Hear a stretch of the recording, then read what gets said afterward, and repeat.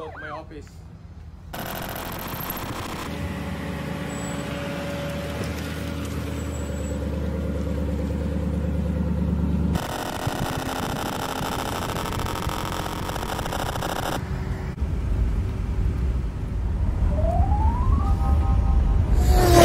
Hi, good morning, good afternoon, good evening sa lahat ng ating mga kababayan sa buong mundo, saan man kayo naroroon.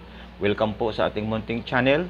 Ang ating pong mga topic dito ay patungkol sa invention, health, entrepreneur, at saka sa mga trending issues na kumakalat sa social media.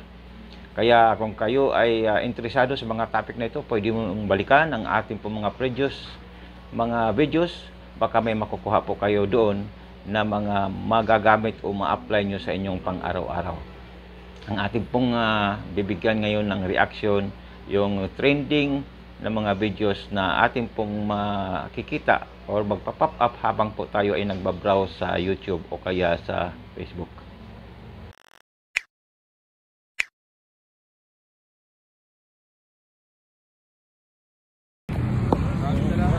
In the middle of COVID, we are here in front of our subdivision together with our frontliner police officer. Share them a little bit of water and of course, mami merienda. Hinahamon ko lahat ng mga mayayaman dyan sa loob na gawin yung ginagawa ko para kahit papano matulungan naman natin yung ating mga kababayan. Hindi yung patago-tago kayo dyan. Nice there.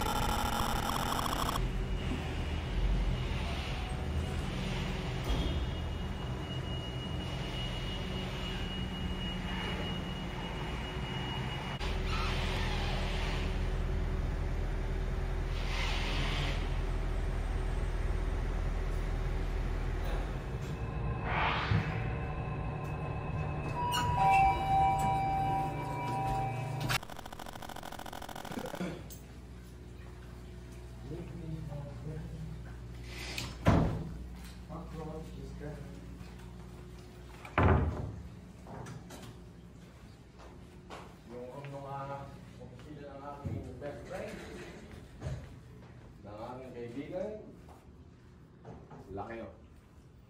Ito yung office ng asos. Ngayon, saan galing akin itong pinamimigay?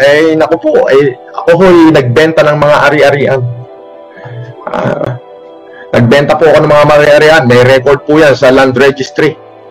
Nagbenta po ako ng 50 hektarya last year. At nitong taon naman po na to, nagbenta po ako ng isang property na worth 40 million. Binayaran ko lahat ng capital gain tax dyan, bayad po, kaya malinis po yung aking pera. Siya naman pong inuubos po ngayon at pinamimigay. At ako po'y nananalo rin minsan sa sugal dahil malakas po akong mag-poker.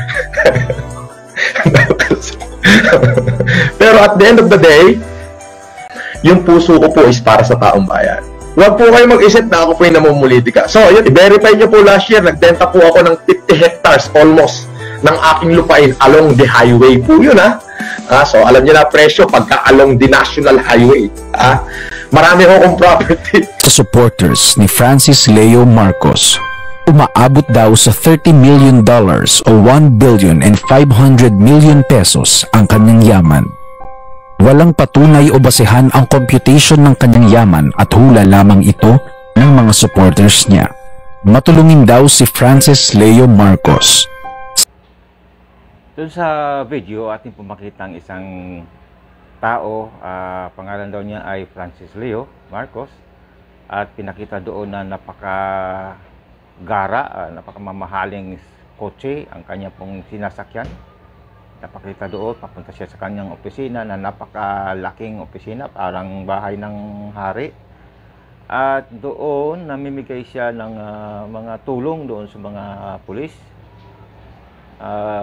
Marami pang ibang kanyang binigyan. So magandang magandang ugali ito, magandang values ito sa isang tao, mayaman at namimigay. Magandang gayahin yan. Doon sa kabilang aspeto naman, titingnan natin yung ibang mga makikita natin, ma-analyze natin doon sa video. Yung kanyang pagbigkas na hinahamon ko, yung mga mayayaman dyan, huwag kayong patago-tago dyan. Yan ang hindi magandang pakinggan. Sa isang taong sabi natin edukado, hindi dapat lumabas ang mga ganyang bibig. Kasi kung ikaw ay kapitbahay doon, o palagay natin, o yan, nandun ka sa subdivision na yun, kasi yung sa lugar na yun ay puro mga mayayaman yun, yung iba mga retired general o ano pang mga businessmen nandun, biglang may lumabas dyan sa labasan o sa kalye at nagsisisigaw ng ganun, hindi magandang pakinggan sa tayo ngayon. So sa isang edukado, hindi match na lumalabas ang mga ganong linyada sa bunganga. So yun ang hindi maganda ron. At ang isa pa, pagpapakita o parang ipagyayabang mo ang ikaw ay mayaman, medyo hindi rin ugma sa isang, sabihin natin na isang edukado o magandang katangian, kasi hindi ka natin makikitaan si Mark Zuckerberg na ganyang hindi niya pinapakita na nagaano siya kayaman. Ganon din naman ang ating mga mayayaman dito sa Pilipinas, si Henry C. Hindi sila nagpapakita ng ganon. Si Henry C. kapag bumisita yan sa kanyang mga minsan sa kanyang mga mall ay nag-helicopter yan. Yung si Gokong Wei, may mga pag-aari ng mga eroplano saka mga malls, hindi natin makita ng ganyang asta. So medyo mayroong doon, may question mark. Ano ang kaya ating tunghayan, bakit ganito ang naging pakita o mode sa video, parang video clip palabas na parang nasa pelikula. So tunghayan natin ang mga sumusunod, kasi may mga magandang ugali, magandang traits, katangian, at mayroong question mark dito sa mga ibang aspeto naman. Sundan natin. Si Mrs. Christina C. Mangusin po, ang una pong original pong asawa po. Sorry Ma'am Christina, sorry po sorry sa word, sorry. Okay, siya po yung original po na asawa po ni Mr. Norman Antonio Mangusin po. So siya po yung makakapanayam po natin sa gabi pong ito, at pinaunlakan po tayo para po sa isang maiksi pong interview. Mrs. Mangusin, pwede ho bang paki-elaborate po si Norman Mangusin bilang pong isang asawa? Siya ho ba ay mabait? Siya ba ay supporter sa iyo? O anong klase pong asawa si Mr. Norman Mangusin po nung kayo pa po ay nagsasama pa? Nung nagsasama, siyempre, nung mga first 2 weeks, nung nagliligawan, medyo okay siya. Wala naman ako nakikita ang problema. Diba nga sabi nga nila, hanggat hindi kayo nagsasama sa isang bubong, hindi mo talaga makikilatis. Hindi nyo makikilatis pareho kung anong klaseng tao ang bawat isa. That's right. So in short, when we got married, nagpakasal kami, nagsama kami. Dun sa pagsasama na yon, masasabi ko, sa una, okay. Pero nung mga nagdaang araw, siguro it takes a month na parang may nararamdaman akong kakaiba. Na hindi ko ma-explain nung umpisa. So sige lang, pinag-aralan ko. Sabi ko baka nag-a-adjust lang pareho kasi wala naman talagang perfectong tao, di ba? Right. So in short, umabot kami ng 2 years. Hindi pa nga umaabot ng 2 years Talaga? Doon ko na na-conclude na there must be something wrong with this man. Unang-unang na-notice sa kanya yung movements niya, yung body language niya, na iba ang sinasabi niya dun sa kinikilos niya. And one thing na na-discover ko pa, ang unang-una talaga na-discover ko yung pagkasuga pa sa sugal. Okay. Kasi ang sugal na kinakarera niya is yung billiard. Billiard. Billiard, yun pa lang yun. May mga pusta ba yan? Kasi hindi ako nagsusugal kaya hindi ko alam kung may pusta dyan sa billiard na yan May mga pusta pala yan? I'm sure siguro meron, kasi bakit may naniningil sa akin? Kasi nung na-discover ko yan, nakatira kami noon sa Old Panaderos. Old Panaderos. Santa Ana, Manila. Oo. Doon sa plaza doon, in front ng church doon, nagkalat kasi doon yung mga bilyaran eh. I see. Oo. Ang nagtataka ko, nag-work kasi ako sa isang company sa Makati. Oo. Hindi ko na lang may-mention yung name ng company. Yeah, of course. Oo. Tataka ko, pag pauwi na kami, kasabay ko siya, bigla siyang nagpapaiwan sa akin sa huli. Parang umiiwan siya sa akin. Para may tinatago. Pag nakarating na ako ng bahay, siguro, kaya, syempre, hindi pa ako masyadong, observant. So, nagtataka ako. Tapos, pag dumarating na ako sa bahay, may mga kasama na siya, at ang sasabihin niya sa akin, pera muna ng pera kasi wala siyang pamasahe. Yung pala, palaging ganon.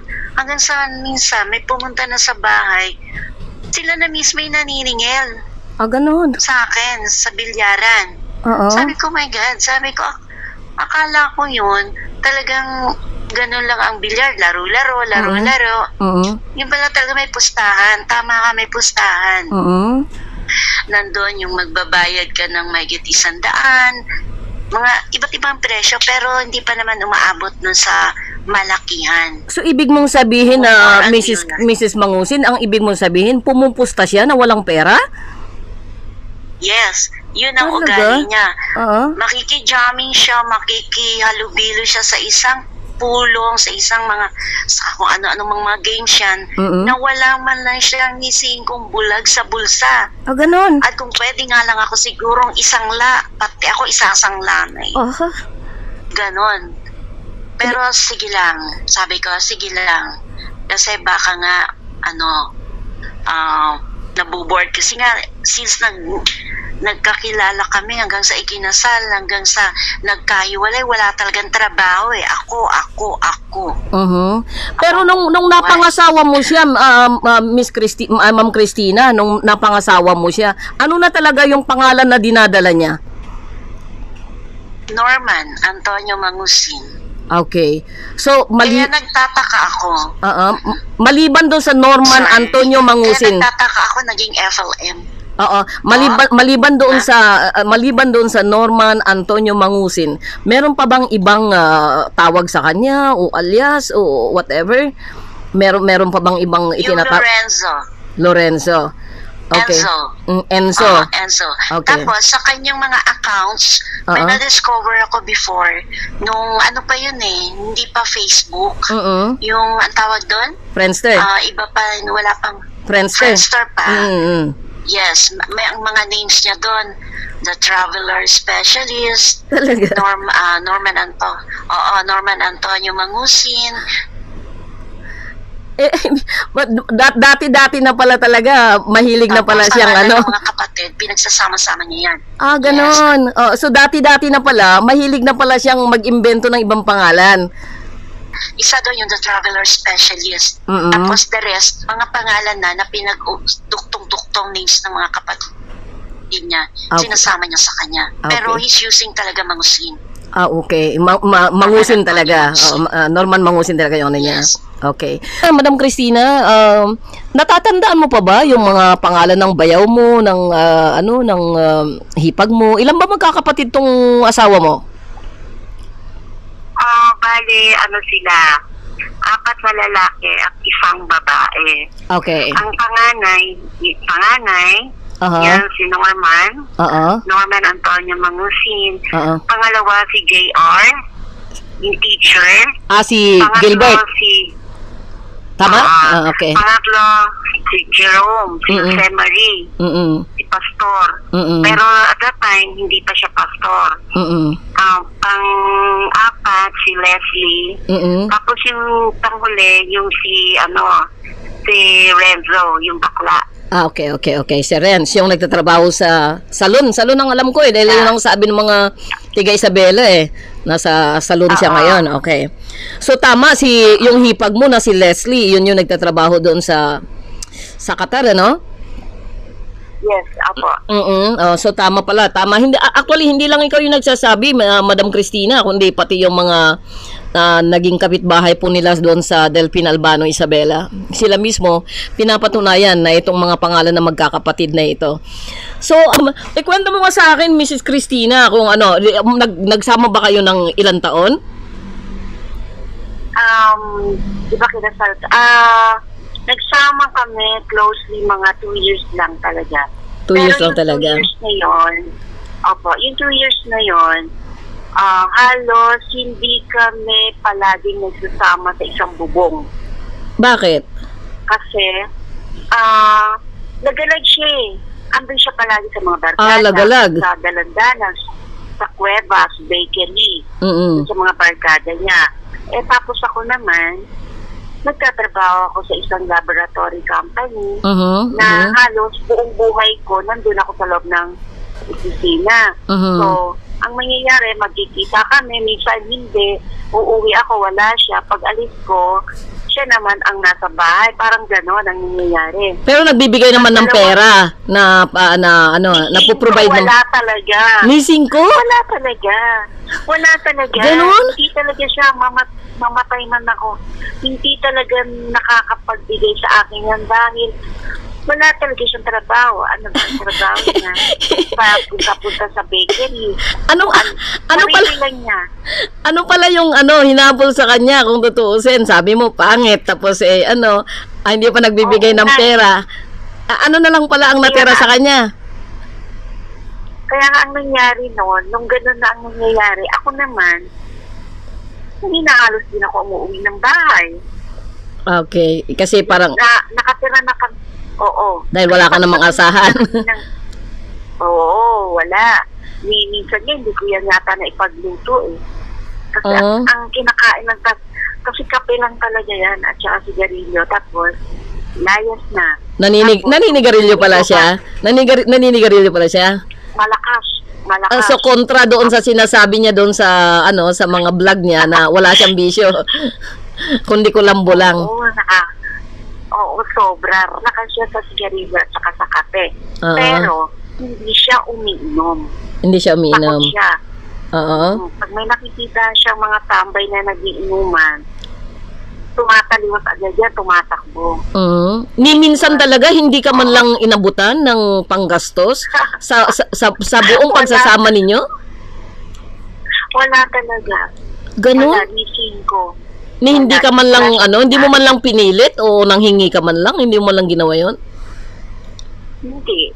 Kasi ang naisip ko noon, hayaan mo na. May trabaho naman ako, bahala sa tita, hindi ko naman siya pinapakain. Yung nasa, kasi palagi din naman akong wala. So, aasahan ko, bahala siya, mabuhay siya mag-isa. Palagi kang wala, tapos palagi rin siyang wala. Oo, wala din ako. Oo, umuwi man siya sa amin, wala akong pakialam. Bahay niya, ako din wala talaga. Saan kayo nakatira noon, madam? Yung unang tinirahan ninyo, saan banda? Nung unang-una na tinirahan, nung nagsama kami, kapatid ko pa nga yun, doon sa Orpanaderos na doon sa Santa Ana. Nung nag-away pa kami ng kapatid ko dahil sa kanya. Dahil mahilig yan mag-gift na alam mo yung mga gun na water gun? Water gun? Oo. Diyos ko, palaging nasa loob ng katawan. Bakit? Anong gagawin niya sa water gun? Anong ginagawa niya? Siguro, pang-forma niya na kayabangan or what, kung ano. Ganon? Wala na akong pakialam. Oo, nababayaan ko siya. Total, pag sabi ko, pag nahuli naman siya, hindi naman ako siya naman din. Sa katawan niya naman makikita niya, hindi naman siya palaging kasama. So, pamporma lang. Sa tingin mo, pamporma lang kaya niya yun? O medyo panakot-nakot na rin naman niya? Wala naman pa akong nagsusumbong na kasi sa nakita ko lang yun sa kanya eh. Sa telis, yung telis ng tawag doon. Yung airsoft. Parang airsoft siya. Pero nakakadisgrasya pa rin yung airsoft na yun kasi may mga airsoft ako eh. Iniingatan ko ang mga yun kasi alam ko nakakadisgrasya rin ang mga yan eh. Pag sa mata tumama yun eh, nakakabulag din yung airsoft na yan eh. May mga airsoft kasi ako eh. Ako naman, pinababayaan ko kasi pakialam ko sa'yo. Ikaw naman ang mahuhuli. Kasi wala na nga akong ka-interest kung anong. So sa pagsasama ninyo, Ma'am Christina, medyo nagsama rin ba kayo ng biyanan mo o ng mga biyanan mo at saka mga hipag at bayaw mo? Nakisama ka rin ba sa kanila? Hindi, sila. Tapos nung ano kasi, tumira kami dyan sa bandang Valenzuela pa yata part yun eh. Diyan siya lumipat. Doon niya ako tinira na minsan sa panambuhay ko. Hindi ko pinangarap na mapadpad sa lugar na yan. Napatira ako dyan. Bakit? Ngayon, kasi nung time na yun, eto kasi yun eh. Pinaalis ko siya papuntang abroad. Ako ang naglakad ng mga dokumento, although may passport na siya noon.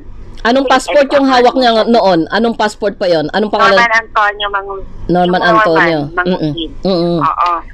Yung sa IPAMS, yung IPAMS kasi nung araw nasa Taft Avenue pa yan. So para lang siya makapag-abroad, although siya ang naghanap noon. Nagtatrabaho siya sa bakery sa PRC. Sa bandang PRC sa Makati. Bakery, so, ako yung nagsasubmit. Ako ang nagsasubmit lahat ng requirements dun sa IPAMS hanggang mag-seminar. Kaya ang sabi niya sa akin dun ng isang Mrs. pag hindi umalis to, ikaw ang aalis. Sabi kong gano'n. Pero sabi ko, no, sure talaga siyang aalis. Ako lang na gano'n kasi nasa work. Sabi ko. In short, napaalis siya. Napaalis ko siya papuntang Dubai yun o yung UAE, parang gano'n. UAE. So, nakaalis siya. Dubai, UAE. Ang trabaho niya doon, gano'n pa rin, baker. Magaling talaga siyang magaling talaga siyang gumawa ng tinapay. Magaling kung sa magaling, grabe. Kasi tapos nung nakaalis na siya, hindi nakaalis na siya. Nung pag-alis niya, hanggang sa dumating ang 3 buwan, wala man lang ni Haniho na magpadala ng singgong bulag, yung mga nagastos mo, wala talaga. Ang dumating ka sa akin, isang text ng babae na sabi na ako siya daw yung asawa na ni Norman, magpapakasal na daw sila, ipapaanak yung kasal ko. Saan? Nasaan naman yung babae na yon? Saan naman nanggaling yon? Hindi ko alam kung nasa abroad. Kasi hindi ko naman masyadong pinansin yung mga sinasabi ng babae. Sabi ko, sige, sabi ko, wala nang problema eh. Sabi ko, gano'n. Gano'n, ang lakas ng apil niya.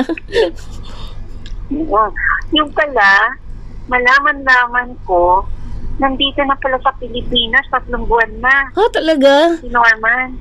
So hindi niya sinasabi na nakarating na, nakabalik na ng Pilipinas. Wala. Kaya kung pinalaman niya, siguro na konsensya din siya. Kaya siyang tumawag. Ang sabi niya sa akin, may business na tayo, may bakery na ako. Kaya ako naman, bakit nandito ka na? May bakery. Bakit gano'n? Siyempre, nagtanong ako, huwag ka na magtanong, gano'n. Nakita ko yung bakery sa Bagong Silang. Ang pinangalan pa niya sa bakery, pangalan ni Ambassador Sineres. Si Sir Roy Sineres? Oo. Kilala ko yun. One time ko nang nakaharap sa Abu Dhabi yun. Si Ambassador Roy Sineres. Kasi palaging tambayan niya dati sa office ni Ambassador Sineres sa Taft Avenue.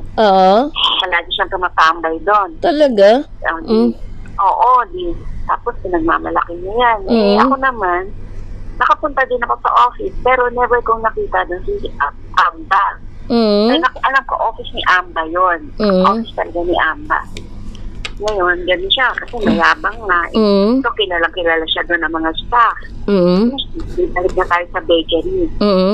Yung bakery na yun, mabenta.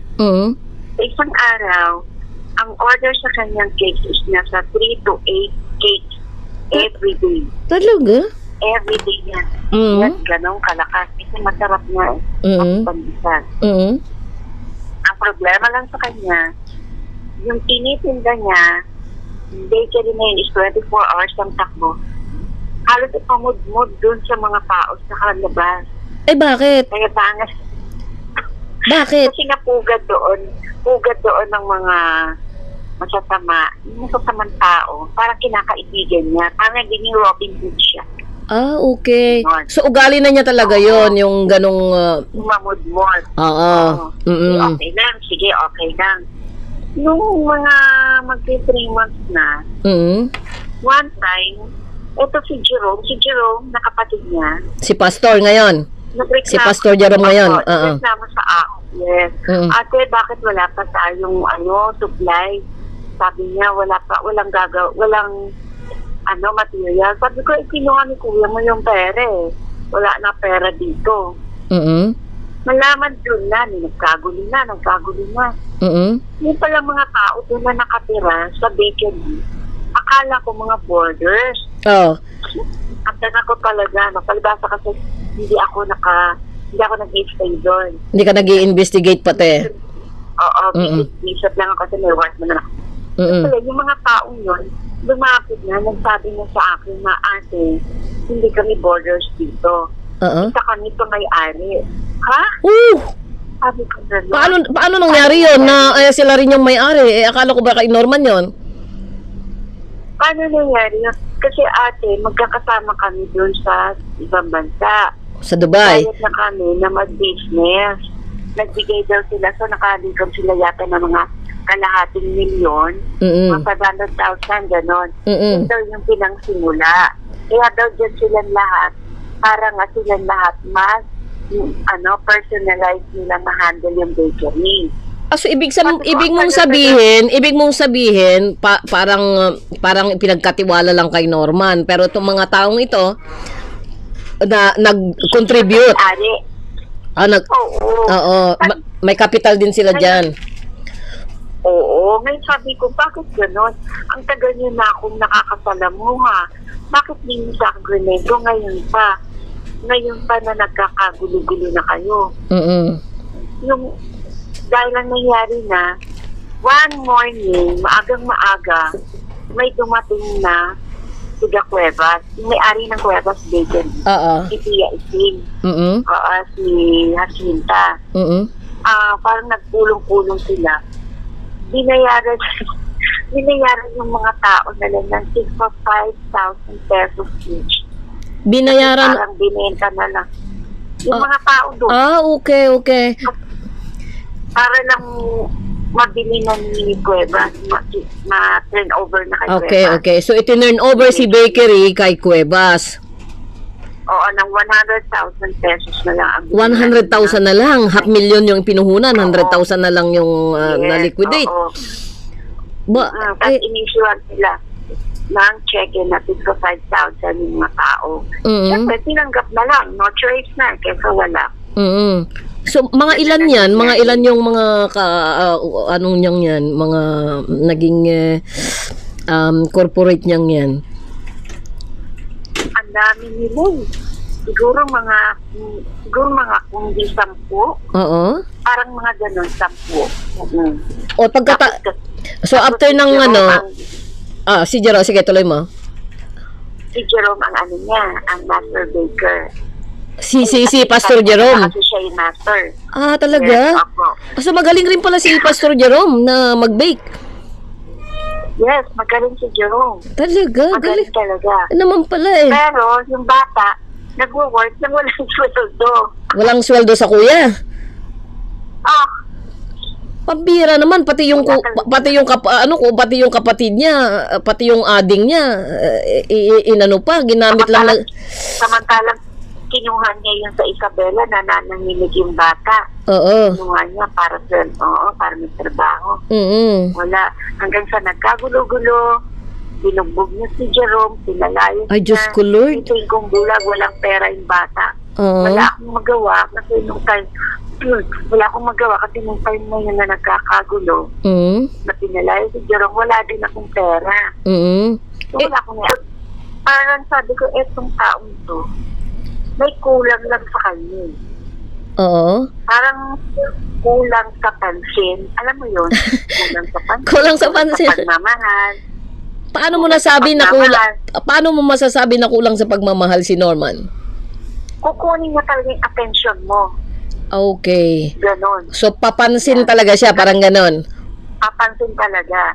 At talagang nandun yung ano niya na talagang ipipilit niya yun para mapansin at mapansin siya. Okay. Ganon siya kapurtido. Oh. Pero hindi na kilala eh. Madaanan lang namin. Maya-maya kaibigan lang eh. Okay. So, kaya pala, pati sa mga panahon ng pandemic, nagpapansin talaga siya. Oo, ganun siya. Okay. Kung pwede lang lahat ibibigay niya, mapansin lang siya. I see. Okay. May mga ganyang klase ng tao eh. Pero sabi mo naman, yung mga magulang maka-Diyos naman. Nagpi-pray naman sila, naghahawak kamay naman. Hindi ba lumaki si Norman sa pangangalaga ng kanyang mga magulang? Bakit parang hindi yata nahubog ng tama si Norman? O nagiging papansin siya, sabi mo nga. Kulang sa pansin. Nagkwento siya sa akin one time. Ewan ko kung totoo yun ha. Alam mo naman kasi itong taong to eh. Sabi niya, nung araw daw, nakatira sila sa Bulacan. Oo. Ito si Renny is Antonio, di ba? Yung mga Antonio daw nung araw sa Bulacan, yung nanay daw niya, si Renny, is naging isang anak ni Don Isabelo Antonio. Don Isabelo? Ang kwento niya. Don Isabelo? So, ibig sabihin, mayaman? Oo. Yung market daw sa Bulacan, may nakalagay daw yan nung araw dun sa taas ng ng market na Don Antonio ang nakalagay. Pag-aari daw yan ni Don Antonio. Sabi niya, may mga palaislaan daw nung araw ang lolo niya, basta mayaman daw. Tapos, yan daw si Remy, nag-iisang anak lang. Since nag-iisang anak, wala daw kaalam-alam. Kumbaga, lahat ng kayamanan daw ng lolo niya, kinuha daw ng mga kamag-anak hanggang sa walang natira kay nanay Remy niya. Paano nangyari yun? Ang nangyari daw sa kanya, doon siya tumira sa palengke. Doon talaga siya nabuhay. Pero kung totoo yan, pwede naman nilang ipaglaban kung tutuusin. How come na...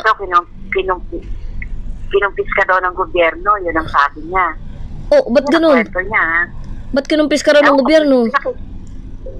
Pinakikinggan ko lang naman siya eh. Ako naman, come and go lang eh. Tapos dito, labas sa kabilang tayo niya. So, doon ako nagkaroon ng interest. Doon ako naniwala sa kwento niya na doon lang siya nakatira sa palengke nung umuwi daw sila Renny sa Santiago Isabela. Sa Isabela na. Oo, sabi ko, most probably. Sino bang taga Isabela? Sino bang taga Isabela? Si Mangusin. Si Tatay Gilbert. Apo. Tapos si Nanay Remy, may kapatid ba ito? Ang Bulacania. Wala. Mga pinsan lang. Mga pinsan lang. Pero sa Novaliches. Pero yung mga pinsan okay naman ang mga buhay, mayayaman naman, may kaya naman. Professional. Yung nasa Novaliches na mga tito-tita niya. So bali yung nanay lang niya talaga na iba. Yung sa Bulacan na mga kamag-anak na inakyat namin, hindi ko natatandaan kung sino-sino yun, kung ano, kasi sa dami, hindi naman ganun ka, ang memory ko. Ang tinandaan ko lang sinabi ni Mother Renny nung sinama niya ako doon, wala kaming ibang kikilalaning manugang. Ikaw lang, kasi ikaw lang ang dinala ni Enzo dito sa amin, sa Bulacan. At sa mga pamilya niya. Wala pa daw ibang dinala kundi ako lang. So hindi mo man lang natanong sa biyanan? Hindi mo man lang natanong? Okay, go on. Oo, si Mother Remy. Hindi mo man lang natanong kay Mother Remy kung Mother Remy, may katotohanan ba na yung tatay mo noon ay isang don at hindi wala man lang. Never. Kasi kung totoong Nagtanong. anak siya ng doon sa Bulacan, paanong hindi na mahaginan si Nanay Remy kung nung siya lang yung nag-iisang anak? Kaya nga hindi na ako nagka-interest magtanong kasi hindi naman din ako interesado nung nagkikwento siya sa akin. Doon lang ako nagka-interest doon sa sinabi niya na sa palengke siya nakatira kasi proof ko na talagang palengke boy na siya. Okay. Kasi it shows. Yeah. Okay. Naintindihan kita. Okay. So kasi medyo hindi ka naniwala na galing siya sa mayaman na kasi kung totoong mayaman yung angkan, sana hindi ganoon yung buhay ngayon, di ba? Tsaka ito lang. Paano mo sasabihin na bakit hindi pinaglaban ni Remy? Si Mother Remy, matalinong babae. Oo. Marte, kung bumigkas ng yan, talagang, wow, parang kala mo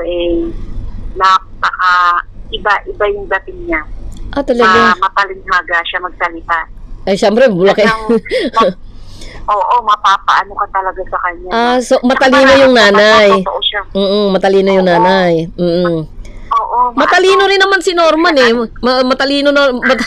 matalino rin naman yung asawa mo Ginamit siya. Ito nga lang sinabi niya sa akin. Pagbulok na ang kamatis, itapon mo na. Yun ang sinabi sa akin ni Mother Remy. Okay. So, medyo nahiwagaan ka doon sa sinabi niyang pagbulok na ang kamatis, itapon mo na. So, nagpalagay mo doon na dahil bulok na rin tong anak na to, kaya tinapon na. Parang ganun lang. Kaya madali akong kausap madali akong makaramdam.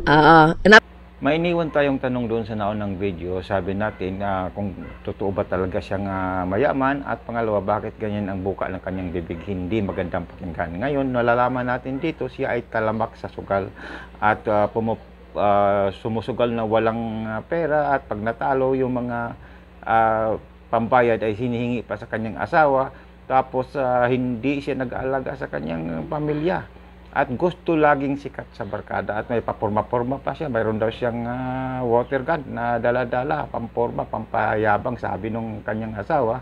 Tapos mahilig siyang dumikit sa malalaking tao kasi dumikit siya kay Amba Roy Sinires. So yun pala ang kanyang diskarte, ang kanyang sistema. So yun nga, laging bida sa barkada at ayun nga sa kwento, siya ay magaling na baker at nagkakaroon nga ng business yung kanyang kasama yung mga kanyang barkada at nagkagulo rin at bandang huli yun nga, hindi na nagustuhan ni kanyang asawa ni Christina yung sitwasyon, kaya naghiwalay sila at ganun din yung kanyang nanay mismo ay hindi siya nagugustuhan. So yun ang ayon dito sa kwento. At sundan pa natin kung magkakatugma ba ang mga sinasabi dito doon sa mga susunod na video na ating papanoorin. Because there were certain things na pinapakita niya sa akin na hindi ko nagustuhan. So firstly, when we were talking, when he was in the Philippines and I was in Australia and we're just talking messenger and everything like similar to what we're doing now, I the people around him and he said that my mga bodyguard siya, and then he used to tell me about yung family niya na Marcos, and I did realize na because he kept referring to Tita Imelda, and I really didn't put two and two together until sinabi ko nga sa kanya na who are they, and when he said si BBM, I said the only person I know is President Ferdinand Marcos. And then sabi niya, that's my uncle ko yan. So sabi ko, okay. Talaga? Because I thought because I've been in Australia for so long. Yeah. I thought yung Marcos is like a common name na like Smith or Johnson, you know, like very, very common. So I thought it's similar sa Philippines. So hindi ko talaga na... So you don't have idea na yung Marcos na tinutukoy ay very famous sa Philippines? Ang No. lakas naman masyado yan. No, because because I left Australia when I was very young, you know. So the only president Pwede na? I could remember was si Ferdinand Marcos. You know, and he didn't say, when he kept saying Tita Imelda, he didn't say Imelda Marcos, you know, although his last name was Marcos. And, you know, because how he was introduced to me, he was a radio announcer. Ayaw man. Oo.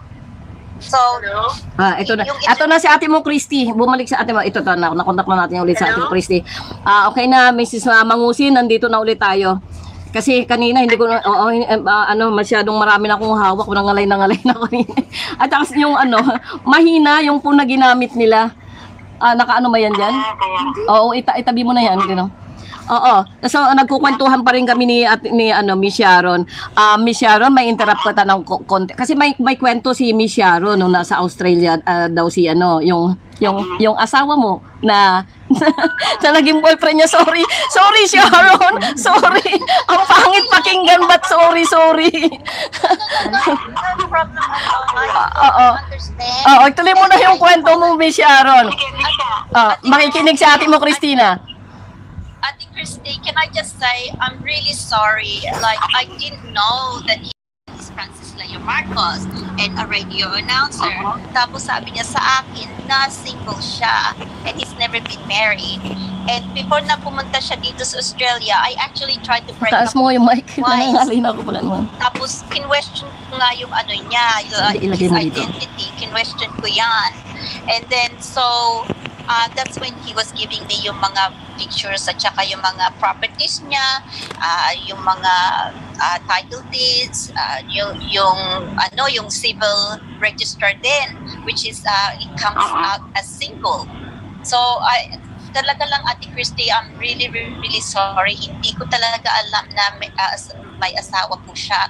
And it is not in my character, nor is I'm the type of person that would go after a married man if I knew.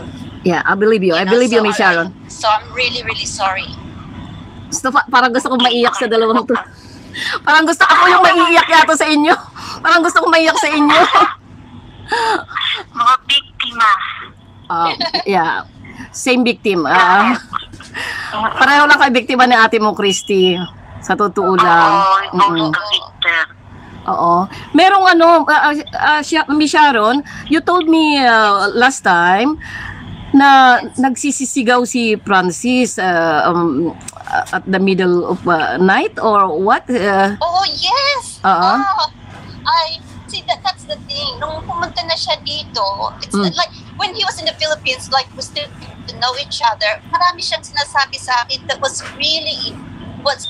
flowery, very nice, and that makes you want to know more about him. Very intriguing person, And then, but when he came here, there were certain things na pinapakita niya sa akin that's very questionable sa akin.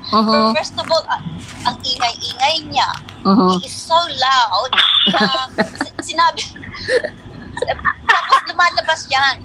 Inaaway ko yan lagi. And I always ask question. Ayaw niya akong magtanong ng all the time. Parang naiinis siya kapag I'm always asking question. Tapos umaalis, lumalayas siya sa bahay. Tapos sabi ko, where are you going? Sabi niya, magyoyosi lang ako, sabi niya sa akin. So anyway, our house, like our neighbors, are very similar sa Philippines, obviously. It's not past 11 o'clock, so almost midnight. And he's yelling and screaming outside. So sabi ko sa kanya, can you just come in? Because if the neighbors find out that you're yelling and screaming. So why he used to scream? Tatawag ng pulis. Baka tatawag ng pulis. Sabi ko, we have a neighborhood watch here. Nung sinabi ko yung binanggit ko yung pulis, parang natakot siya. Ganun. May kausap lang pala sa phone yun? May kausap lang pala sa phone? Oo. Ano yung sabi mong Lisa? He's talking with Lisa. Okay, there were the time where he was talking to a girl named Lisa. Now, I don't know who Lisa is, but that's when he was yelling and screaming. Tapos pagpasok niya sa bahay, I said to him, who are you yelling at? Sabi niya si Lisa. Sino si Lisa? Ang alam ko, the way that he puts Lisa in his phone is L-A-M. L-A-M? So, Lisa, L-A-M, slam. Yeah. Lisa and Araneta Marcos. Oh. So so that is on his phone is L-A-M. Mm-hmm. And then so sabi niya, BBM's wife. Oo nga pala. Oh. So that's why I'm so like I'm very vague when it comes to all the Marcos family. Sabi ko, who's Lisa? Sabi niya, BBM's wife. I said, oh, okay. Tapos, hindi naman ako nagtanong, pero siya lang ang nag-contribute. Sabi niya na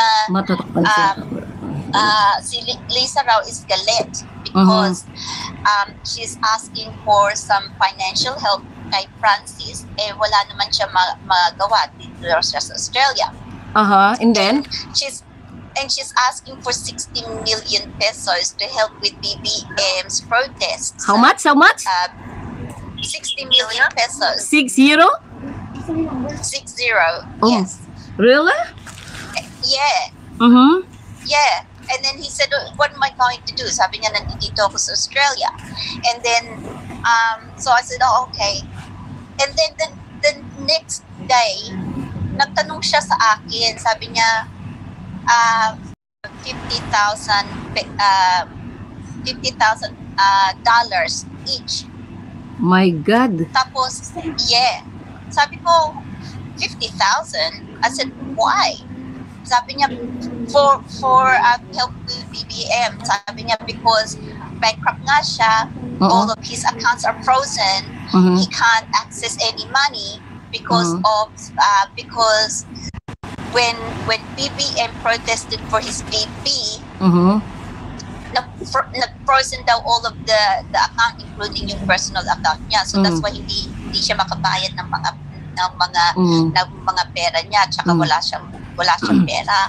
So that's how I started to give him some money when he was still in the Philippines.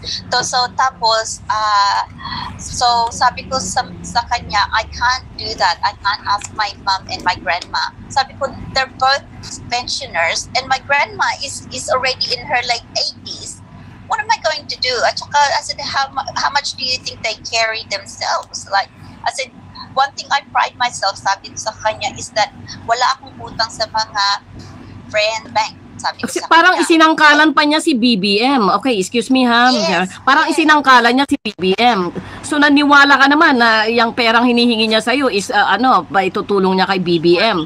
I don't think so. Well, that's the thing. But in my head, I'm thinking to myself, the Marcoses themselves individually are rich. If they are Ferdinand Marcos's children, they would have their own inheritance. You know, I'm just assuming here, okay? Yes. Hindi ko alam yung mga history ng politics sa Philippines. So in my assumption, they would still be rich despite of everything that's of happened. Course. Right? Yeah, of course. So anyway, I thought to myself, kung hindi kaya ni BBM to go to court to protest his VP position, why would he go all the way to the Supreme Court, diba? So that's in my head. So I'm already starting to weigh up yung mga sinasabi niya, and this is what I'm saying. The things that he's saying to the things that he's actually doing are two different things. The question ko na sa, you know, yung just observing. So sabi ko sa kanya, if you're going to ask, if you're going so umalis siya sa tabi ko. Okay. And then a few moments later, bumalik na naman siya.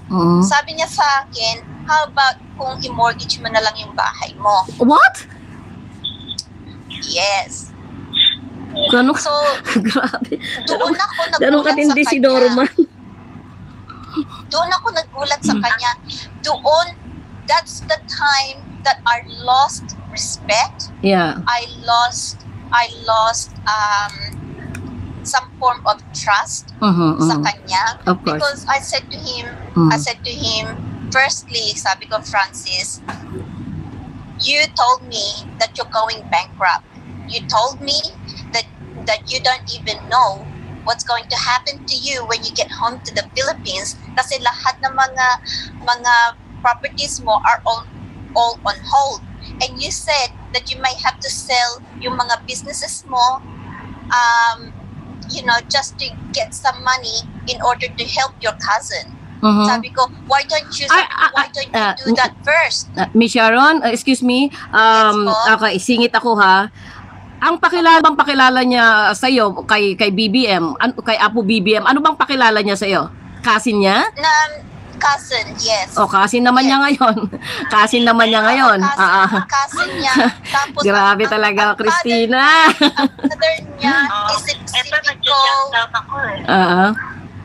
Oo, ang father niya is a Pacifico Marcos, and nanay niya is si Remedios Antonio Marcos. Remedios Antonio. Carino Antonio. Yes. Okay. So it's the revelation later on. I'm also in shock because I thought his mother. He said to me that his parents are dead. Now they're alive.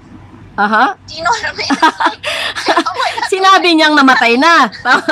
Tapos patay na sila. Tapos when all of these things are coming out, like, hang on, wait a minute. I thought si Remedios Antonio is dead. And then now she's alive. And grabe talaga, ano? Parang sandali muna Sharon, cut natin ha. Tanungin ko si Mrs. Christina Mangusin. Ang pakilala raw niya, Mrs. Christina Mangusin, ay si Remedios Antonio, right? Yeah. Miss Sharon? what's that book? Anong pangalan nung nanay ni FLM? Ano sabi niya? Remedios Carino. Carino Antonio. Okay. Ang tatay niya, sinong tatay niya? Sinong tatay daw niya? Pacifico Marcos. Okay. Mrs. Christina, ano naman yung pagkakilala mo doon sa biyenan mo? Bilang original na asawa po. Ano po talaga ang pangalan ng iyong biyenan, yung asawa ni Norman Mangusin aka FLM? Yung father niya is si Gilbert Mangusin. Her mother is Remedios Carino Antonio. Tama. The middle initial is okay. Yes. So yung mother hindi nababago. Yung mother talagang Okay. So, Miss Sharon, sa pagpapakilala sa iyo ni Norman, ilan silang magkakapatid daw? One. Him. Just him.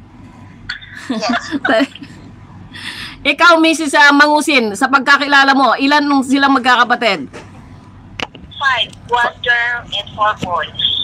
Okay.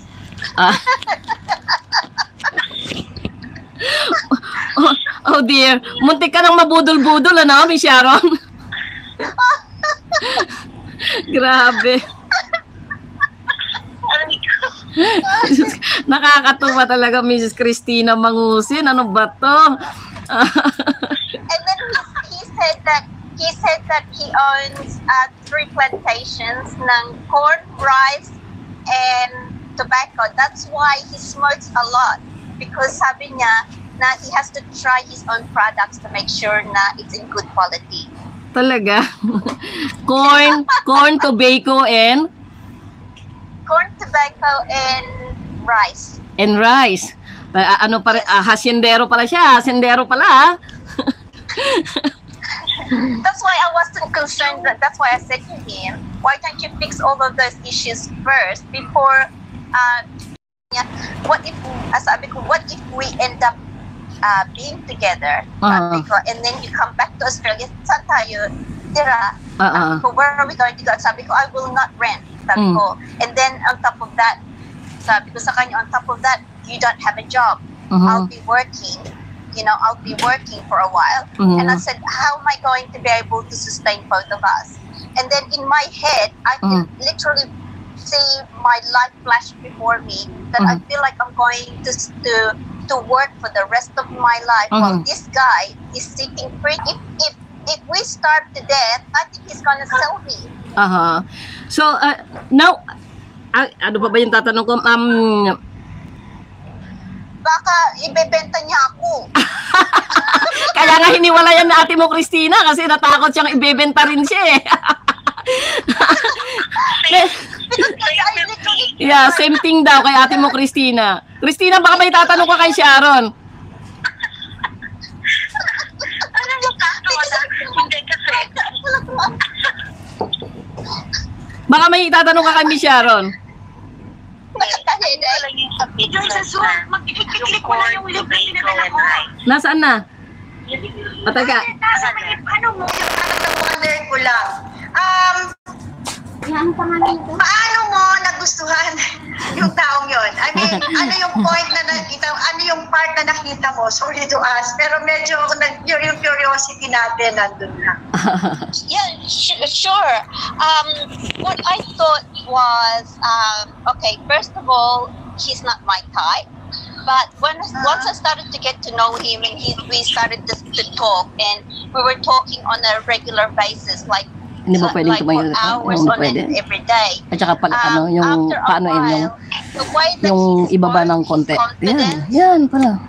And there is something about him that hindi ba pwedeng mag-gano? Curiosity. And when he started to tell me tanggalin mo na lang para ano. In philanthropic work, I started to pick interest because I like to help people as well. And I've grown up in a family where my family are always in community service, back in the Philippines. So when he said that he's got the foundation, charitable foundation, I started to ask him about those things, and I thought that the way that he spoke, he sounded kind, compassionate, and sometimes he's very intellectual when he speaks from time to time. So although he was a little bit boastful, mayabang siya, and everything, he does have a charismatic side about him.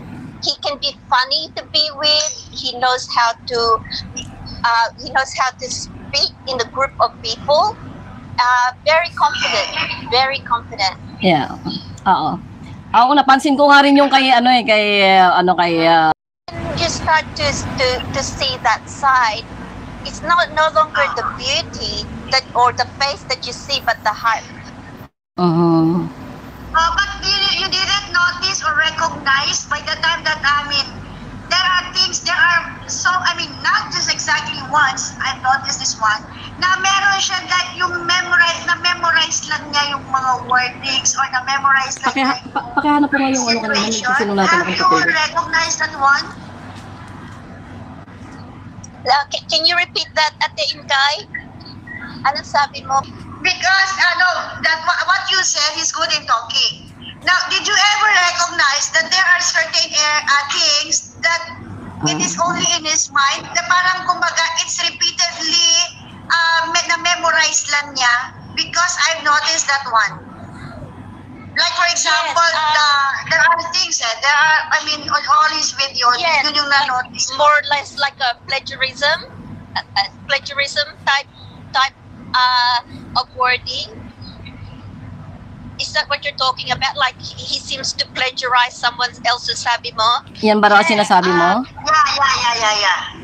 Yeah, okay, so when I met him, I didn't see any of those videos that you now can see when he was doing public speaking or anything like that. I didn't see any of those things. So I couldn't compare. Hindi ko mako-compare yung past niya sa time na I met him ng 2017. But I only started to realize that once na face-to-face na kami nung pumunta na siya dito sa Australia, na there seems to be like there's something that he keeps repeating word for word all the time. especially when he meets new people in our circle, in my circle of friends. There are certain words that he keeps repeating, or certain line that he keeps repeating. I don't know what it is, but when I do recognize it, Okay. Parang nagpapapansin ba? Parang ganon? Hindi. There are certain words na talagang memorize niya. Kasi may mga, ako I don't know him personally. Kita mo talaga, marami siyang scripted lang eh. Kasi may mga ano na hindi makatotohanan sa mga sinasabi niya. Makikita mo, scripted lang siya. To those who really analyze or evaluate yung mga wordings niya. That's true. So, yun yung pinaka-question. Since meron kayong... Ate Inday daw. Can I interrupt before I forget? Yung sinasabi niya lagi dito is like, it's like you can never put a good man down. That's one of the things that he keeps repeating here when he makes quote before. I think it's a quote, but of course I couldn't find at the time to Google or to research, but he keeps repeating the same line over and over again. And there are others. That's just one of the examples na he keeps using na you cannot put a good man down. May nagtatanong rito, excuse me guys, ladies, may nagtatanong dito sa sa ating mga viewer kung nagtagal ba raw kayo ni FLM, nakailang taon daw kayo, nakailang buwan o less than 4 months, but less than 4 months? My distance relationship. He came to Australia ng June, so less than 3 weeks. Less than 4 weeks, he came to Australia. And that's when I met him. So after about very short. Similar to Ate, very short. Similar to Ate Christy, I heard yung interview niya sa iyo, Ate Iron Rock. Yes. Yung sabi niya na it's not when they were courting each other, it's when they ended up being together as husband and wife that they started to get to know each other. It's a similar thing sa akin lang when he came sa Australia. After a couple of weeks, because of course we were under one roof, na-notice ko that there's something not quite right, and I couldn't put my finger on it because I was just observing all the time. And there's certain words na he will say, but his action doesn't match his words. Pero may nagtatanong din dito kung ano ba raw yung dahilan daw ng paghihiwalay ninyo ni FLM. I decided to end our relationship because after hindi ko siya ma-contact. I could hardly even if I message him, he hardly calls me back or even talks to me, whereas before it was always every hour, every minute, every day. He's even waiting for me to come home from work, and then he will call me. You know what I mean? Yeah. So there are times na we'd be talking at way past midnight, tapos like nang umuwi siya sa Philippines, all of a sudden he's non-existent, and all he's focusing on is yung work ko dito sa Australia tungkol sa foundation. So I thought to myself, ano bang gusto niya, ako or yung foundation? So I just feel like by that stage na talagang na solid na 100% na I realized that his intention towards me is not in the right place. And then when he started talking about certain things which I cannot discuss, that's when we started to feel in danger. So ibig mong sabihin Miss Sharon, parang minahal ka lang niya o parang niligawan ka lang niya dahil merong rason? I felt like he was using me for the foundation, or to at least use Australia as his scapegoat, so that if something happens in Philippines, he has a place to come home to and he feels safe. Or at least to escape from. So it doesn't matter whether he comes home to me, but at least he can come back to Australia, you know what I mean, and at least get either a visa or a permanent residency. But I just felt that not just that, the way that there were other things that I felt like. Ano na si Christina? I felt like as I said to him, you know, that I felt like I was lied to and cheated on. You know, I felt deceived from the things that he said. Although personally, I broke up with him na maayos ang breakup na ginawa ko sa kanya. Pero on the business aspect of things, yung professional side of what he is doing was very, very wrong. You know, and that's the thing that I'm fighting for. Opo, nawawala po yung signal eh. Nag-ano po siya. Ewan ko kung ba't nangyayari sa signal ko. Gusto ko po lang kumuha ng katanungan mula po ngayon. Namin, nag-break up talaga ako. First, at minsan na kaming ikinasal noong February 14, 2002. At yung marriage na yan, nag-last only for almost 2 years.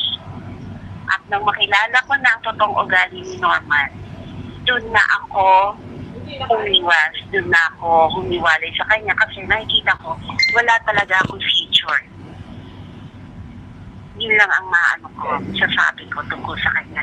Saka kasi si Norman, nung nakasama ko yan, follow-up question, sa observation ko sa kanya, napaka-dual ng personality niya. So, sinong tao ang makikisama sa isang tao na pagilid ang magiging takbo ng buhay mo? Ikaw rin lang nagkasot, ikaw rin lang buhay, ikaw lahat. Eh, bakit ka pa makikisama? Di humiwalay ka na. Blessing na lang na nangyari yun. Malinaw din doon sa mga pro-Mangusin na hindi ako si Christina na na-interview ni Ayon Jack. So, tama na yung fake news nyo. Mga baliw. Can I just say something? Okay, come on. Go on. I just want to back Ate Christy, because when I met him personally in Australia, after 2 weeks from my sa observation ko, I felt like not as a split personality, but may dalawa siyang parang he's carrying 2 different persona, because when he's with me alone, okay, hindi siya, we are not communicating all the time, but when we are with a lot of people, madakdak siya, madaldal, marami siyang mga kwento, marami siyang stories and everything. Tapos also I've noticed na I feel like he's awake at night and asleep throughout the day. Parang it's like parang yung kwento mo. Miss Sharon? Yeah, meron ding kwento si ate mo Christina dyan. So, he always awake on the night time, right? Awake at night and then asleep during the day. Parang vampire na he only wakes up in the night.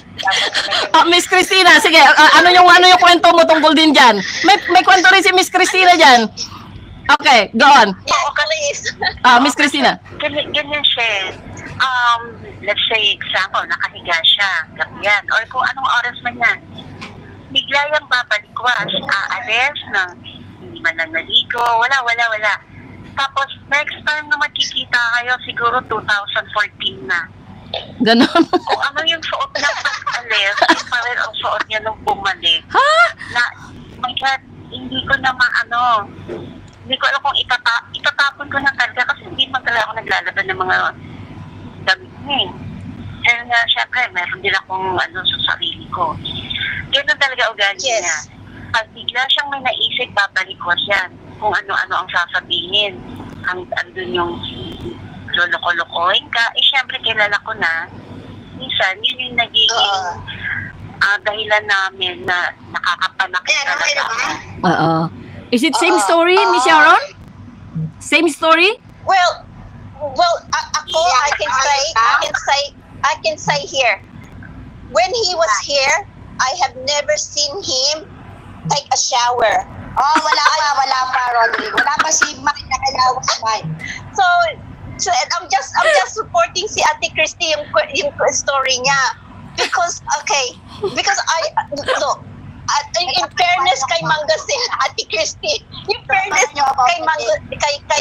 kay Norman, okay, on weekdays I work, right? I work on weekdays, but I can tell that he hasn't had a shower because he hasn't changed clothes.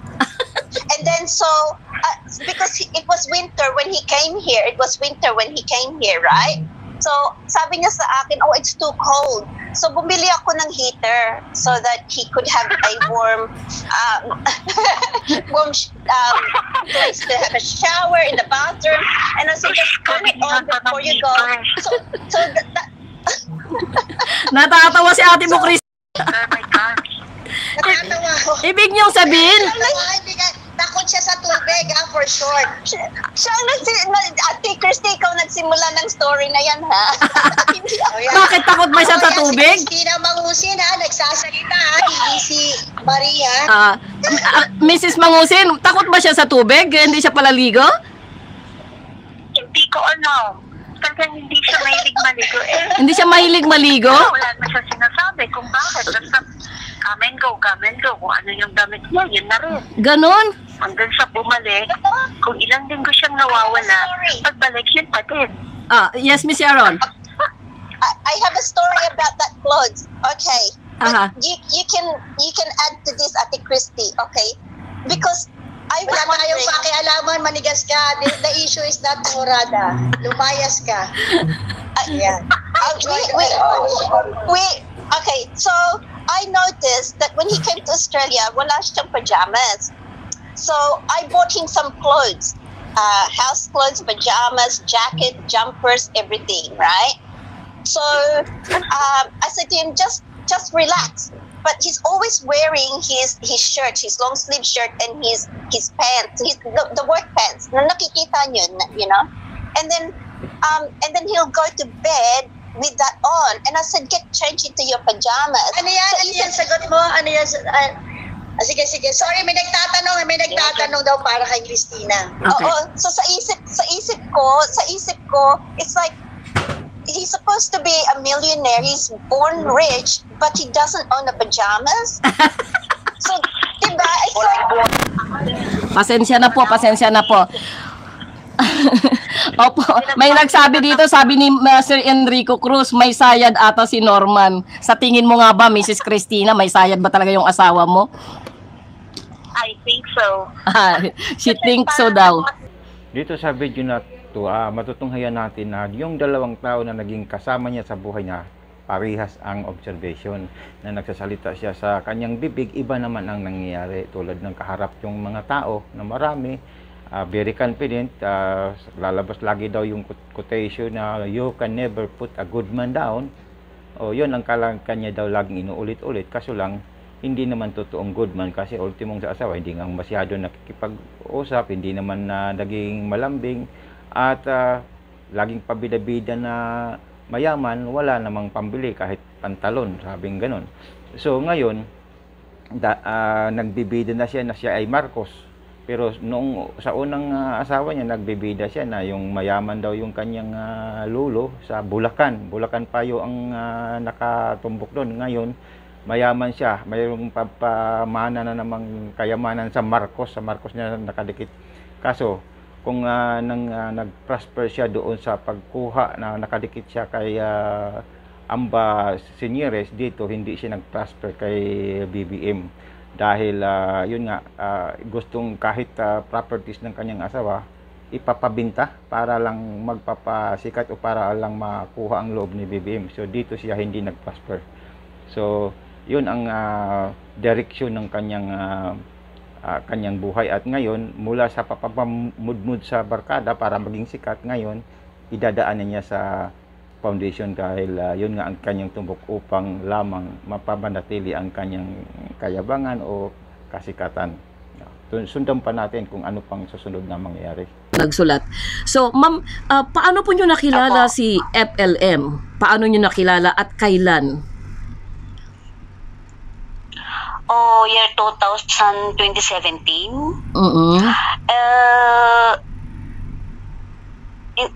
Hindi ko alam yung pizza doon. Around May. Tingnan mo doon sa yung comment yung That's i-post ko alright. sa'yo No na problem, no problem. yung conversation mo noon. Apa. Yep. Mhm. So, during putong, on 2017, nilagay ako sa group ni Francis Leo Marcos under Norman Mangusin. Sabi niya sa akin na okay, sabi ko. So, umagri ako, pumunta ako dun sa group nila, sa group chat. Humanitarian Foundation yata yung group nila. And then, so, habang nagsasalita sila sa loob ng chatro, napakaano sila, iba yung pagsasalita nila, parang sinasanto nila si Francis Leo Marcos.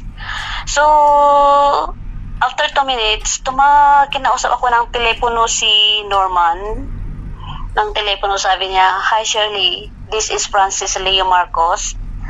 Sabi niya, sabi ko naman, okay. So, sabi niya, gagawin kitang director sa Singapore for my company, the Humanitarian Foundation in Singapore. So, kailangan ko yung name, address. So, ako naman, ibinigay ko. Dahil suportado kami ng Marcos, kasi solid group ako. Meron akong grupo ng Marcos BBM. So, I'm happy to help. Pero, so, pagkatapos noon, binigay ko yung address, number ko. So, okay. So, after two days, ibibigyan kita ng form to be signed to the CEO for my company. Sabi niya. So, okay, sabi ko naman. So, I give my address in Singapore, I give my number. So, should be okay. So, binaba ko yung telepono. Suppose tumawag. So, after 2 minutes, may nag-ano sa akin na nag-PM na sabi niya, huwag ka nang maniwala dyan dahil siya ay Vic Marcos. So, ako naman, hindi ako naniniwala kung walang ebidensya. So, sinabi nila yung pangalan ng tao na katawagan ko. So, tinawagan ko yung tao, binigay yung mga documents na siya pala Vic Marcos, tapos ang pangalan niya Norman Mangusin. So, tinawagan ko siya, sabi ko, "Hi, Sir Francis, I tell you something. Can I cancel I need to cancel your plan in Singapore dahil we are moving to another country," sabi ko, with my employer. So, sabi naman si Francis, okay. So, binaba ko yung telepono. So, akala ko okay lahat yan kasi wala naman kasi yung form na ibibigay to be signed para matanggap ko after 2 weeks. Sabi ko naman okay. So after that, ibinaba ko yung telepono, tapos tumawag ulit. Tapos dyan na siya nag-start na sabi niya na ipapadeport daw ako, papatayin niya yung mga anak ko. Tapos sabi niya na gagawin niya yung ginawa niya kay Per Gardiner. Sino po? Ang gagawin niya sa akin. Sino po, ma'am? Si Per Gardiner. Pearl. Oh, yeah, sa Australia. Oh, sino po yun? Okay. Sige po. Hindi. Okay. Oh, yeah. Isang niloko niya din nauna, tapos ako, tapos si Sharon, tapos ako. So yun ang nangyari. So hindi na tinatakot ako na ipapadeport, ipapatay daw ako, ipapatay yung mga anak ko. Dahil sa takot ko, tinawagan ko yung uncle ko na Philippine Army. Tapos sinabi ko yung amo ko, huwag ka nang mag-alala, sabi ko, he cannot come here, sabi naman yung mga amo ko. Grabe ang galit ko sa kanya. So after that, kinuha yung picture ko, ginawang mimi, tapos sasabihin na tuwid na daan, dilawan ako. Sobra ang pananakot niya sa akin yan. Hanggang ngayon, andito pa rin yung takot ko pag nakikita ko siya sa FB. Ma'am, bakit niya ho kayo tinatakot? Bakit po? Dahil kinancel ko yung plano niya na yung plano niya na dito sa Singapore na gagawin akong director para sa kumpanya niya. Pero okay po, yeah. Go on. So, siyempre, sinabi nila na Vic Marcos, kaya kinancel ko yung plano niya sa Singapore. So, wala naman akong sinabi sa kanya na, at saka yung form na isisend sa akin, hindi ko naman alam kung ano yung meron doon sa form. So, tignan ko yung mga form pagkatapos nung pinanakot niya, blinak ko na siya lahat ng conversation and screenshot ko bago ko i-blinak si Francis. So, nakita ko yung pala form na yon na isisend sana after 2 days. Yun pala na magbibigay ako ng magsusulisit ako sa Singapore. Tapos magda-down ako parang 50K ba para for the company, for the humanitarian foundation. 50,000 peso po o Singapore dollar? 50,000K. Pero it works bali 2,000 sing kung pero hindi natuloy yun dahil kinancel ko na yung plano niya. So diyan siya siguro nagalit sa akin. Pero at least hindi naman ho kayo nakapagbitaw, hindi naman ho kayo nakapagbigay ng pera. Wala. Hindi ako nagbitaw ng pera dahil meron nagsabi sa akin na Vic Marcos siya. So, syempre, walang ebidensya. Hindi naman ako naniniwala.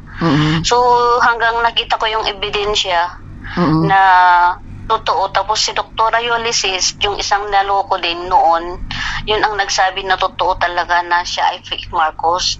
So, dyan siguro nagalit dahil wala siyang nakuha na pera sa akin. Kaya yun nun, pananakot na lang sa akin na papatayin daw ako, papatayin ng mga anak ko, tapos ipapadeport pa ako. Pero muntik ka na sana mabudol-budol kung walang nakapagsabi sa iyo. Yes, ma'am. Siguro nakulong on that time, siguro nakulong na ako sa Singapore. Bakit po? Dahil kasi bawal dito nagagamitin ang address pa sa Singapore. Okay. So, buti na lang pala po may nakapagsabi na kundi na talagang nabiktima sana kayo kung walang nakapagsabi po. Opo. Kaya nga noon nagkakagulo noon sa grupo ng mga loyalista dahil ibinulgar ko yung picture niya tapos yung pangalan niya. Sinabi ko na magnanakaw siya sa kasi pininakaw niya yung picture. Sino kaya hindi magagalit? Ang kinatatakutan ko baka pag gawin nila naked doon sa picture ko. Yan ang galit ako sa kanya hanggang ngayon. Ninakaw niya yung mga picture mo doon sa FB mo? Opo. Tapos ginawang mimi. Okay. So siguro drinadrag ka talagang matakot sa para patulan mo na lang yung hinihingi siguro. Kasi ganun din yung ginawa doon sa iba Oo. Grabe ang takot ko. Tumawag ako ng mga group ng Marcos noon, walang nakikinig. Tapos po tinawagan ko si Aileen, lahat walang tumulong, kaya wala. Kaya nag-keep silence na lang ako dahil wala akong magawa. So ano po yung nagdala po ng o ano po yung ibig sabihin po, ano po yung dahilan na bakit lumitaw po kayo ngayon at sinasabi po nyo yung experience po nyo kay FLM o Norman Mangusin? Ano po yung nag-drag po sa inyo? Bakit lumitaw po kayo ngayon? Dahil sa galit ko, tapos lahat ng dun sa video na napakasinungaling talaga siya. Tapos lahat ng mga sabi nila na magsalita ka dahil para makatulong ka. Sabi ko naman, kaya nga dapat nasa church linggo-linggo, bakit magsinungaling pa? Dahil sa galit ko, gusto ko din makatulong para sa ibang tao, hindi na makakaloko sa ibang tao, at saka kaya sabi ko, lahat naman tayo mamamatay. Kung ano yung plano yung kasamahan niya, hindi ako natatakot. Sabihin ko din ang totoo. Ayaw ko ng totoo naman nangyari para malaman niyang mga tao kung gaano kasakit ang ginawa niya. So bukod po sa inyo po sa Singapore, wala na po siyang iba pa pong wala pa na kayong kakilala po na ibang tinakot niya sa Singapore o nabiktima na po niya sa Singapore, wala na ho kayo nalalaman? Mahirap naman yung magsabi, pero noong kinausap ko yung biyanan niyang pangalawa, meron siyang naloko na Singaporean na lalaki, pero hindi na ako nakikialam doon. Okay. So, oo. Yung marami din, yung magulang ni Eds. Oo. Okay. Doon sa previous video, ang main objective pala doon bakit nagkakaroon siya ng relationship o napunta siya ng Australia ay dahil sa foundation. Ganon din naman dito sa Singapore. Ito ang kanyang sinishare na experience na magtatayo din pala ng foundation. Bagkos na hindi nagkaayusan kaya umurong yung kanyang tinatatag na sana na leader doon. So ito ngayon ang experience na dahil hindi siya tumuloy, nagkakaroon ng masamang ugnayan o kaya nagkakaroon ng alitan. Hindi natin malaman bakit nagkakaroon ng alitan, wala namang ginawang masama. So nagkakaroon pa nga daw ng death threat. So maiugnay natin sa previous na yung pala ang ibig sabihin nung maingay siya or nagsisisigaw sa cellphone dahil mayroon pala siyang mga kinakagalitang kausap. So yan, ngayon makikita natin na ganun ang kanyang klase ng pagkatao pala, nagdi-death. So lumabas dito ang tunay niyang ugali. So ngayon doon natin dito sa mga kwentong ito, mula doon sa pinakaunang video, ang katanungan ba ay siya ay tunay ba na mayaman? At bakit lumabas ang hindi magandang lingwahe ng kanyang bunganga. So doon sa mga kwentong ito, ayon sa mga taong nakaugnay niya sa kanyang buhay, makikita natin kung anong klaseng tao siya. So ang strategy pala niya dito ay pagdidikit sa mga matataas na tao. Pangalawa, publicity sa kanyang mga ginagawa upang purihin siya. And then para matupad ang kanyang layunin ay sa pamagitan ng foundation. So maraming mga away-awayan dyan sa YouTube. Pero ito lang naman ang check. Kung yung mga kumukontra o yung sumasang-ayon, kung kayo ay totoo sa inyong mga sinasabi, pwede naman kayo tumayo sa korte at patunayan nyo.